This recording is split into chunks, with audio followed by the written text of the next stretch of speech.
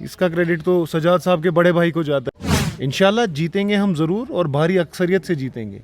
नहीं लग रहा है कि एक लेवल प्लेइंग फील्ड मिल रहा है। 1:40 पे जो है इलेक्शन कमीशन वाले आके जो उमर साहब तकरीर कर रहे हैं उसके बीच में आके उनको बोल रहे हैं कि जी आपका टाइम 2 बजे तक है। अगर नेशनल कॉन्फ्रेंस का फ्लैग लगा होता ऐसी किसी गाड़ी पे और वो फ़ोटो वायरल हो जाता, उनको भी कहीं कमज़ोरी लगी तो उन्होंने कमल के फूल की जगह सेब को आगे कर दिया और दूसरी तरफ बल्ला आगे कर दिया। और फिर उन्हीं के रविंदर रैना जी बोलते हैं कि चलो फूल नहीं खिला तो क्या हुआ, बल्ला तो चलेगा। अस्सलाम वालेकुम नाज़रीन, मैं हूं आपका दोस्त खान जहांगीर और आप देख रहे हैं द वेब स्टोरी के साथ साथ द वर्मुल पोस्ट। इलेक्शन कारवान के इस खास शुमारे में आप सभी लोगों का एक बार फिर खुशामदीद है। लगातार हमारी कोशिश यही रहती है कि इस लोकसभा इलेक्शन के हवाले से जो इस वक्त सियासी सरगर्मियाँ चल रही है, इसी मुनासबत के हवाले से हम बराह रास्त बातचीत करने के लिए आज पहुँचे हैं सौगाम। हमारे साथ गुफ्तगू करने के लिए मौजूद है नासिर लोन साहब। नासिर लोन साहब से मुख्तसर गुफ्तगू करते हैं इस लोकसभा इलेक्शन के हवाले से। नासिर साहब, आपका खुशामदीद है हमारे साथ ज्वाइन करने के लिए। बहुत बहुत शुक्रिया। नासिर साहब, चूँकि इंतखाबात बिल्कुल बहुत ही करीब है और किस तरह से तैयारियाँ मुकम्मल हो चुकी है? बिल्कुल ज़ोरों शोरों से चल रही है तैयारियां, तो बहुत अच्छा रिस्पांस है अल्हम्दुलिल्लाह। और उसके अलावा भी जो रूटीन में हम कैंपेनिंग कर रहे हैं, अलग अलग हलकों में जाके मीटिंग्स कर रहे हैं और हमारे जो कैंडिडेट भी हैं और पार्टी के वाइस प्रेसिडेंट भी हैं उमर अब्दुल्ला साहब, वो कुपवारा में ही आजकल कैंपेन कर रहे हैं। नासिर साहब, कहाँ नेशनल कॉन्फ्रेंस को अभी देख 3 ऐसे कैंडिडेट्स अभी सामने हैं मुख्तलिफ सियासी जमातों से। किस तरह से आप अपनी इस कॉन्स्टिट्यूंसी के अंदर या पूरी नॉर्थ कश्मीर के अंदर नेशनल कॉन्फ्रेंस को आगे देखती है? अल्हम्दुलिल्लाह बहुत मज़बूत है नेशनल कॉन्फ्रेंस। जिस तरह से पूरे जम्मू कश्मीर में मज़बूत है, उसी तरह से नॉर्थ कश्मीर में भी मज़बूत है। और जो हमारे ख़िलाफ़ इलेक्शन लड़ रहे हैं उन्हें इतनी कमज़ोरी महसूस हो रही है कि दर दर जाके उन्हें जो है अलाइंसेस बनाने पड़ रहे हैं और लोग जमा करने पड़ रहे हैं, क्योंकि कुछ मुझे लगता है 4-5 कॉन्स्टिट्यूंसीज़ को छोड़ के उनके पास ऐसे लीडर भी नहीं है जो उनके लिए वोट मांग सकें। बट शुक्र अल्हम्दुलिल्लाह का, अगर हम नेशनल कॉन्फ्रेंस की बात करते हैं तो 18 असेंबली सेगमेंट्स आते हैं नॉर्थ बारामूला कॉन्स्टिट्यूंसी में, और अल्हम्दुलिल्लाह 18 की 18 कॉन्स्टिट्यूंसीज़ में स्ट्रॉन्ग लीडर्स हैं, हमारे फेसेस हैं, कॉन्स्टिट्यूंसी इंचार्जेस हैं जो पार्टी के लिए मेहनत कर रहे हैं। और अल्हम्दुलिल्लाह लोगों का रुझान भी जो है नेशनल कॉन्फ्रेंस की तरफ ही है। जो ये हालात बने हैं पिछले, ख़ास तौर पे पिछले 5 साल से या 10 साल से, जब से national conference out of power रही है, कितना बदलाव आया है और क्या कुछ हमने खोया है वो लोगों के सामने वाज़िया है। और मुझे लगता है पर्सनली कि लोग बेताब हैं इलेक्शन के दिन आने का और उन सब जमातों को करारा जवाब देने का और इंशाल्लाह नेशनल कॉन्फ्रेंस को कामयाब करने का। कोई डर तो नहीं है? नहीं, बिल्कुल कोई डर नहीं है। अगर कोई डर होता तो उमर अब्दुल्ला साहब खुद जो है नॉर्थ कश्मीर को नहीं चुनते लड़ने के लिए। चूँकि ये अटकलियाँ बनाई जा रही थी कि जी श्रीनगर सीट जो है ईजियर है उमर साहब के लिए। ऑपोजिशन की मैं बात कर रहा हूँ, हमें सुनने में आ रहा था कि नहीं वो तो वहीं से लड़ेंगे, वो केक वॉक है उनके लिए। लेकिन चूँकि उनकी उमर साहब की जो असेंबली सेगमेंट है बीरवा, वो अब नॉर्थ कश्मीर का हिस्सा है और उससे ज़्यादा जो हमारा कार्डर है, हमारी लीडरशिप है नॉर्थ कश्मीर की, वो बेकरार थे और उन्होंने सब ने वन वॉइस में ये जो है रिक्वेस्ट की थी उमर अब्दुल्ला साहब से कि आप खुद ही जो है नॉर्थ कश्मीर से इलेक्शन लड़ें। पीपल्स कॉन्फ्रेंस दावा कर रही है कि जो 2024 के लोकसभा इलेक्शन है ये वो बिल्कुल दावा कर रहे हैं कि ये तो सीट हमारे हक में जाएगी। जनाब, ये वही पीपल्स कॉन्फ्रेंस है जिन्होंने 2018 में दावा किया था कि सजाद साहब सीएम बन चुके हैं, आपको याद होगा। उन दिनों भी इन्होंने ऐसे ही जो है डिक्लेयर कर दिया था सजाद साहब जो है सीएम बन चुके हैं। तो वो सीएम फिर कहाँ पहुँच गए आपको बिल्कुल वाज़िया तौर पता है। तो वैसे ही जो ये आज एमपी बन चुके हैं सजाद साहब, वो इंशाल्लाह 4 जून को जो है उनका वो भरम और ख्वाब भी जो है वो टूट जाएगा। चूँकि लगातार अगर हम कंपेन्स की बात करेंगे, स्पेशली जो अवामी इत्तेहाद पार्टी की जो इस वक्त कंपेन चला रही है, या लोग जुड़ रहे हैं इसके साथ, या पीपल्स कॉन्फ्रेंस के साथ लोग जुड़ रहे हैं, स्पेशली जो पॉलिटिकल एक्टिविस्ट के साथ साथ सोशल एक्टिविस्ट अब उनको अपना ताउन फराहम कर रही है, क्या नेशनल कॉन्फ्रेंस को किसी पार्टी की या किसी और शख्स की ज़रूरत है? नहीं, देखिए, डेमोक्रेसी में हर किसी को इलेक्शन लड़ने का हक है, और जहाँ तक इलेक्शन की बात है तो हमारी पार्टी ने तो ऑलरेडी वेलकम किया उनका डिसीजन लड़ने का। अलबत्ता एक प्रॉब्लम जो मैं पर्सनली खुद नोटिस कर रहा हूँ पिछले 3-4-5 दिन से, कि suddenly it is not a pro engineer Rashid campaign, it is not a campaign जहाँ पे लोग इंजीनियर जो भी ये लोग जुड़ रहे हैं या जो भी ये लोग उनके लिए वोट मांग रहे हैं, ये मोर देन उनके लिए वोट मांगने के बजाय हमारे खिलाफ वोट मांग रहे हैं। वो 99% जो है नेशनल कॉन्फ्रेंस के खिलाफ है, पीपल्स कॉन्फ्रेंस के खिलाफ कुछ नहीं बोल रहे हैं। नेशनल कॉन्फ्रेंस के जो स्ट्रॉन्ग एरियाज हैं वहाँ जाके वो ज़्यादा कैंपेनिंग कर रहे हैं। You talk about all the parties who are contesting against you, और आप ये मौक़िफ़ रखते हैं कि मैं उन सबसे बेहतर हूँ, पर वो मुझे यहाँ नज़र नहीं आ रहा है। ये जंग किसके साथ लड़नी है? ये नेशनल कॉन्फ्रेंस अभी जो सियासी सरगर्मी में चला रही है, क्या ये जंग पीपल्स कॉन्फ्रेंस के साथ है या किसी और तंजीम के साथ है? नेशनल कॉन्फ्रेंस ने पहले दिन से ही ये वाजिया कर दिया था कि नेशनल कॉन्फ्रेंस ये इलेक्शन बीजेपी के खिलाफ लड़ रहा है। अब नॉर्थ कश्मीर में बीजेपी कौन है? बीजेपी ने कोई अपना कैंडिडेट यहाँ पे लाया ही नहीं है। बिल्कुल, बीजेपी ने अपना कैंडिडेट नहीं लाया, लेकिन बीजेपी की तरफ से सजाद साहब लड़ रहे हैं, ठीक है, नॉर्थ से, और श्रीनगर से जो है अपनी पार्टी के जो कैंडिडेट हैं अशरफ मीर वो तो पीपल्स कॉन्फ्रेंस के, वो तो अपनी पार्टी के, ये कैसे बीजेपी है? ये आप लोगों से सवाल करिएगा, आप लोगों से ये पूछिएगा कि यहाँ बीजेपी की बी टीम सी टीम कौन है, वो आपको खुद जवाब दे देंगे कि बीजेपी की जो बी टीम सी टीम है उनका क्या नाम है। रिसेंटली एक बयान जारी किया सजाद लोन ने, और बाकी जो लोग थे उन्होंने सवाल किया, और अक्सर ये कहा जाता है कि क्या वजह रही कि नेशनल कॉन्फ्रेंस को उमर अब्दुल्ला को श्रीनगर से नॉर्थ कश्मीर की सीट के लिए उठाना पड़ा लोकसभा इलेक्शन के लिए।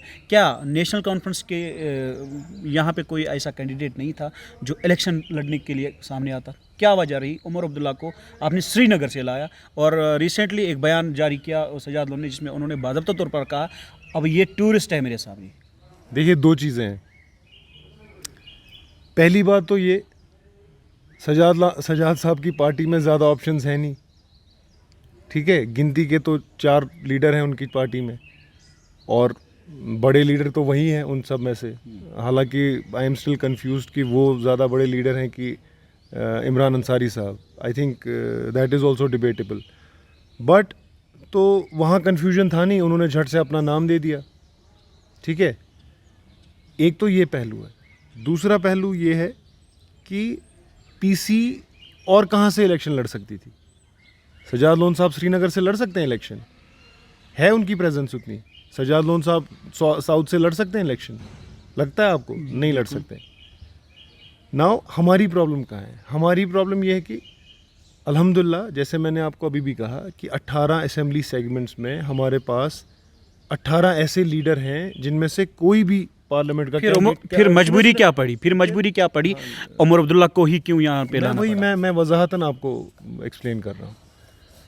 18 के 18 लीडर जो हैं वो पार्लियामेंट लड़ सकते थे, और उमर अब्दुल्ला साहब अल्हम्दुलिल्लाह तीनों की तीनों सीटों में से कहीं से भी लड़ सकते थे, चाहे वो नॉर्थ कश्मीर हो, सेंट्रल कश्मीर हो, या जो अनंतनाग राजौरी की साउथ कश्मीर की सीट है वहाँ से भी लड़ सकते थे।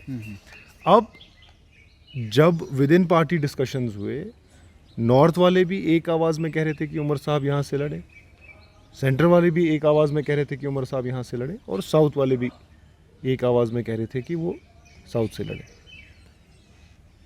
जहाँ तक नॉर्थ कश्मीर की सीट का सवाल बनता है, जो असेंबली सेगमेंट था उमर साहब का पिछले 2 इलेक्शंस में, बीरवा कॉन्स्टिट्यूंसी, वो रिसेंटली कार्व आउट होके जो है बारामूला कॉन्स्टिट्यूंसी का पार्ट बनी, बारामूला पार्लियामेंट्री कॉन्स्टिट्यूंसी का पार्ट बनी। और चूंकि सभी लीडर चाहते थे कि वो जो है नॉर्थ कश्मीर से लड़े, तो पार्टी ने एक डिसीजन लिया। क्योंकि पार्टी, देखिए, पार्टी में डिसीजंस वर्किंग कमेटी लेती है या पार्लियामेंट्री कमेटी लेती है। तो they decided he is a fit candidate for Baramulla seat, he is fighting from Baramulla seat, he is leader of leaders. Nasir sahab, जिस तरीके से अभी रुझान बढ़ रहा है सियासी सरगर्मियों की तरफ, स्पेशली नौजवानों की अगर हम बात करेंगे, क्या आप इस चीज़ को मानते हैं कि 2019 के बाद ये देखने को मिल रहा है? आप इस चीज़ को मानते हैं बदलता हुआ कश्मीर है सियासी तौर? देखिए, बदला तो बहुत कुछ है, बदला तो बहुत कुछ है 2019 से, लेकिन क्वेश्चन ये है कि क्या वो पॉजिटिव चेंज है, क्या वो बदलाव हमारे हित में है कि हमारे अगेंस्ट है। ये मैं डिसाइड नहीं करूंगा, ये आप खुद डिसाइड करिए। आप जिस तरीके से नौजवानों का रुझान अभी सियासी सरगर्मियों की तरफ बढ़ रहा है, रुझान बढ़ रहा है बहुत ज़्यादा। मुझे कंप्लीट करने दीजिए। ये आप जाके नौजवानों से पूछिए, आप जाके जब बाहर बात करते हैं उनसे पूछिए ये क्यों बढ़ रहा है। क्योंकि अभी तक ऐसा माहौल नहीं देखा था हमारे नौजवान ने, जहां उसको रोजगार के लाले पड़े हुए हैं।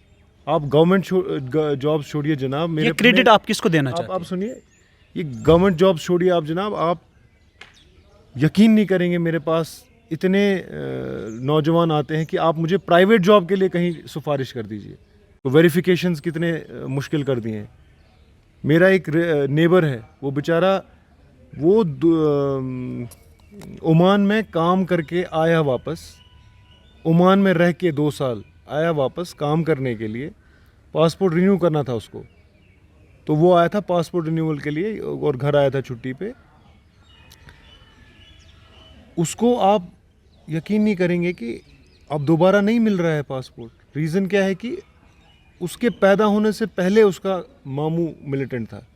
ये जब ये माहौल हो तो हमारे नौजवान के पास क्या ऑप्शन है other than going to a mainstream political leader और a setup where they think कि कम से कम वो हमारी पैरवी करेंगे।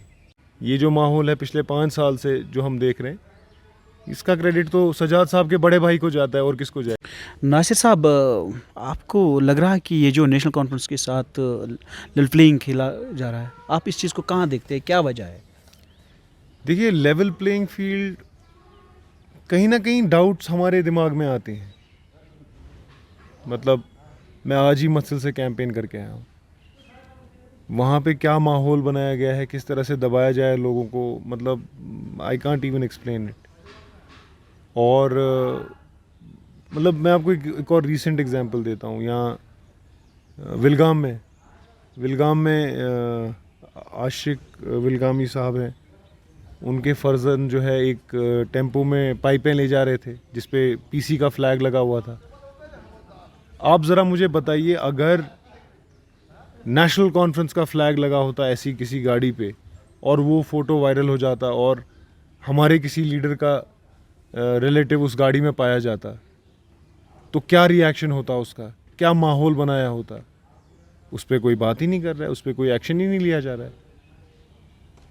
ओवरऑल कल 2 दिन पहले उमर साहब कलारूस में थे और हम तकरीर मतलब हमारा वहाँ प्रोग्राम था। माशाल्लाह 4-5 हज़ार लोग जो थे सुन रहे थे, जो कलारूस एक छोटा ब्लॉक है वहाँ के। और 1:40 पे जो है इलेक्शन कमीशन वाले आके जो उमर साहब तकरीर कर रहे हैं उसके बीच में आके उनको बोल रहे हैं कि जी आपका टाइम 2 बजे तक है, आप जल्दी ख़त्म करिए। अरे भाई, मतलब ठीक है, अगर 5 मिनट बचे होते मैं अंडरस्टैंड करता कि टाइम निकल रहा है, वो 1:40 पे ही। ये तो कुछ छोटे एग्जाम्पल्स हैं। नेशनल कॉन्फ्रेंस को कंपेन करने में दिक्कत आ रही है? नहीं, हमें कैंपेन करने में दिक्कत नहीं आ रही है। हमें दिक्कत इस चीज़ से आ रही है कि ये जो हर रोज़ कोई ना कोई नई परेशानी खड़ी कर देता है इंतज़ामिया, हमें उससे नहीं लग रहा है कि एक लेवल प्लेइंग फील्ड मिल रहा है हमारे लोगों को। इंशाल्लाह जीतेंगे हम ज़रूर और भारी अक्सरियत से जीतेंगे, लेकिन लोगों पे भरोसा है 100%। लेकिन हम एक इंडिपेंडेंट इंस्टीट्यूशन से इलेक्शन कमीशन ऑफ इंडिया जो